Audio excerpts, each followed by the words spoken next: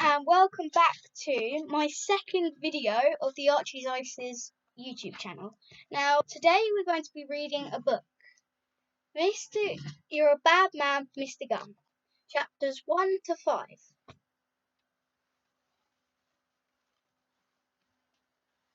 Chapter 1, The Garden of Mr. Gum. Mr. Gum was a fierce old man with a red beard and two bloodshot eyes that stared out at you like an octopus curled up in a bad cave. He was a complete horror who hated children, animals, fun, and corn on the cob. What he liked was snoozing in bed all day, being lonely, and scowling at things. He slept and scowled and picked his nose and ate it. Most of the townsfolk in Lamonic Bibber avoided him, and the children were terrified of him. Their mothers would say, "Go to bed when I tell you to, or Mr. Gum will come and shout at your toys and leave slime on your books." That usually did the trick. Mr. Gum lived in a great big house in the middle of town. Actually, it wasn't that great because it had turned into a disgusting pigsty. The rooms were filled with junk and broken pizza boxes. Empty milk bottles just lay around like wounded soldiers in a war against milk. And there were old newspapers from years and years ago with headlines like "Vikings invade Britain" and "World's first newspaper invented today." Insects lived in the kitchen cupboards, not just small insects, but great big ones with faces and names and jobs. Mr. Gum's bedroom was absolutely grimasters. The wardrobe contained so much mould and old cheese that there was hardly any room for his moth-eaten clothes, and the bed was never made. I don't mean that the duvet was never put back on the bed. I mean the bed had never been made. Mr. Gum hadn't gone to the bother of assembling it. He just chucked all the bits of wood on the floor and dumped a mattress on top. There was a broken glass in the windows and an ancient carpet that was the colour of unhappiness and smelt like a toilet. Anyway, I could be here all day going on about Mr. Gum's house, but I think you've got the idea. Mr. Gum was an absolute laser who couldn't be bothered with niceness and tidying and brushing his teeth, or anyone else's teeth for that matter.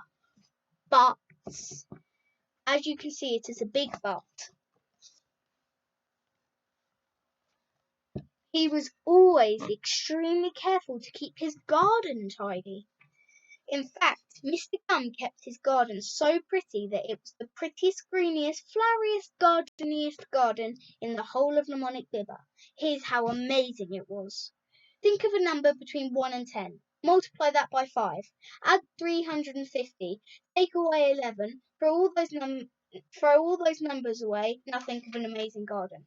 Whatever number you started with, you should now be thinking of an amazing garden. And that's how Mr. Gum's garden was. In spring it was bursting with crocuses and daffodils. In summer there were roses, sunflowers, and those little ones. What are they called again? You know, those blue ones. They look a bit like dinosaurs. Anyway, there were tons of them. In autumn, the leaves from the big oak tree covered the lawn, turning it gold like a gigantic leafy robot. In winter, it was winter. No one in the town could understand how Mr. Gum's garden could be so pretty, greeny, flowery, and gardeny when his house was such a filthy tip. "Maybe he just likes gardening," said Jonathan Ripples, the fattest man in town. "Perhaps he's trying to win a garden contest," said a little girl called Peter. I reckon he just quite likes gardening," said Martin Laundrette, who ran the laundrette. "Oi, that was my idea," said Jonathan Ripples. "No, it wasn't," said Martin Laundrette. "You can't prove it, fatso." In fact, they were all wrong. The real reason was this. Mr. Gum had to keep his garden tidy because otherwise an angry fairy would appear in his bathtub and start whacking him with a frying pan. You see, there is always a simple explanation for things.